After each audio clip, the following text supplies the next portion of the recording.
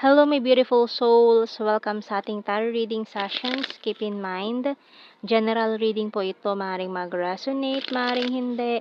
Kunin nyo na lang po kung para sa inyo and leave the rest. Maaaring mag-shift na energies or magkabaliktad ang sitwasyon. Kaya kayo na pong bahala kung saan kayo nakalugar sa reading natin. So, let's see.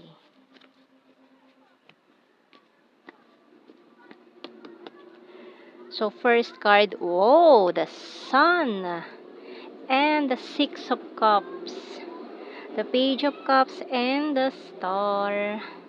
We also have here the High Priestess and the Six of Swords, the Strength card and Magician. Oh, ang lakas ng Leo placement natin dito. Strong Leo, Aquarius, Pisces energy, and may Taurus din. At ang ating bottom card is the King of Swords. Okay, so mukhang someone here is manifesting you. Talagang gustong-gusto niya na like ang iniisip nitong taong to, minamanifest ka niya. Kung itong taong to is from the past, you're trying to move on na from this situation or from a person from the past. So itong taong ito, maring kilala mo na siya. This person is missing you. Iniisip ka nitong palagi. Pero hindi niya pinapahalata na namimiss ka nitong taong ito. Kumbaga, this person is giving you, parang cold treatment, ganyan. So, parang may tampo. Ganon. Parang may hinanakit tong taong ito na itinatago. Kaya this person is giving you cold shoulders, suplado-suplada ang effect niya, ganyan, hindi ka pinapansin, iniisnab ka, dinededma ka, ganyan ang ginagawa niya.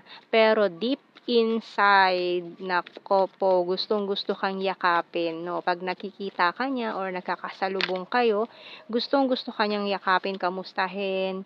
Ayan, so we have here the Mountain card, Teddy bear, crystal ball, coffee, magnifying glass, and waiting shed.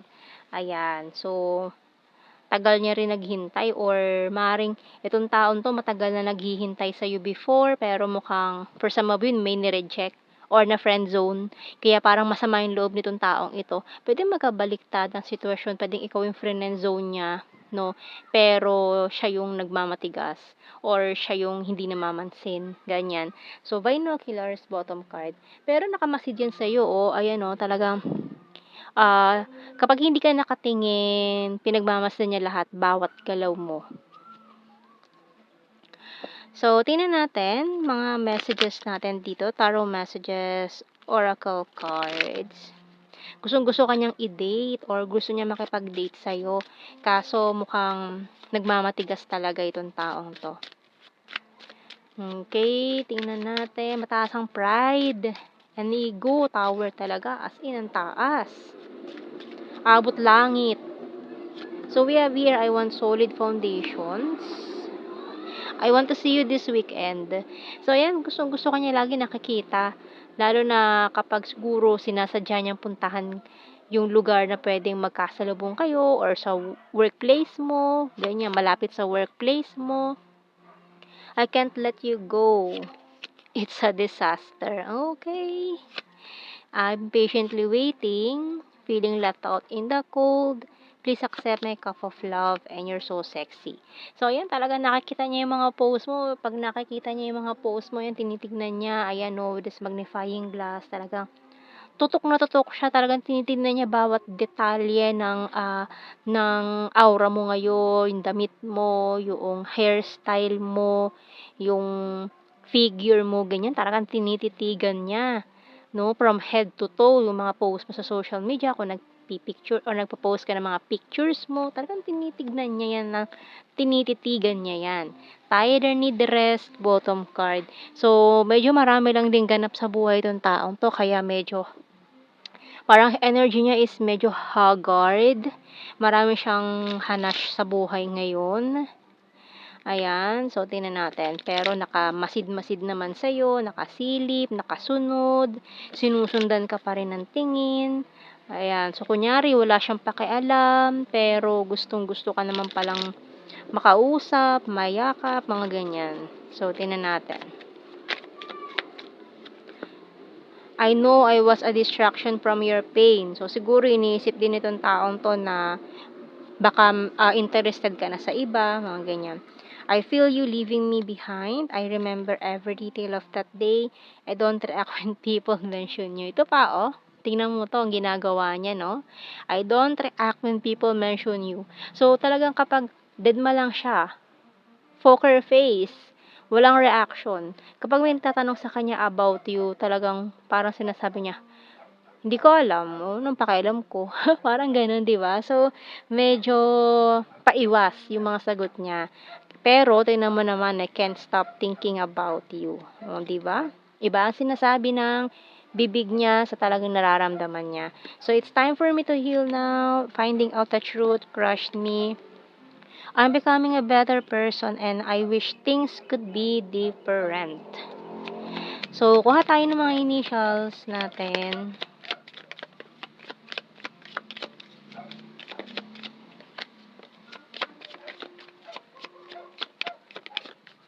Letter P, D, M, A, L, F, G, K, U, C, B, X. Letter E ang bottom card. So, let's see sa ating messages ng Archangels.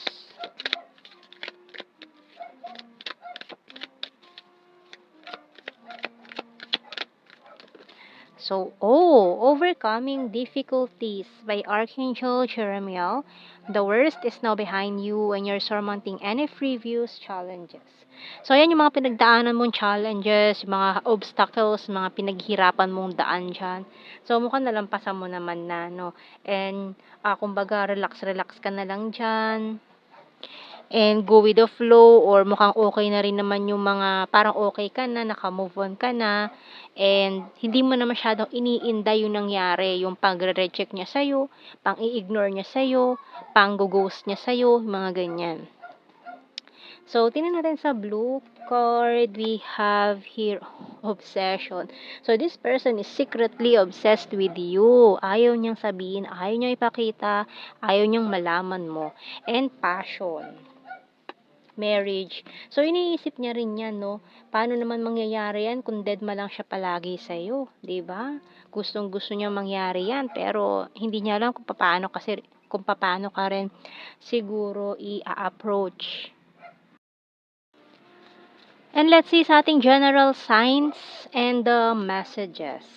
So, keywords na lang ito, hindi na natin kailangan i-explain dahil alam nyo na yan. So, we have here September, future lover, gorgeous, province, skin tag, mirror card. So, maring mirrored souls pala kayo nitong taong ito. We have here chaser, or parehas kaya mirrored souls kasi parehas kayo nagdededmahan. Nako. Overthinker. Oh, nag-overthink na malala. And patience, please. May mga karmic relationship din sigurong pinagdaanan. Ayan. And has a dirty sense of humor, cold city, neighbor, Luzon. May other country, sweet, nature lover, very serious, and January. So, maring birth month, special month. Ayan. So, yan ang ating reading, my beautiful souls. Thank you for watching. Take care and God bless. See you in our next reading, guys. Bye-bye.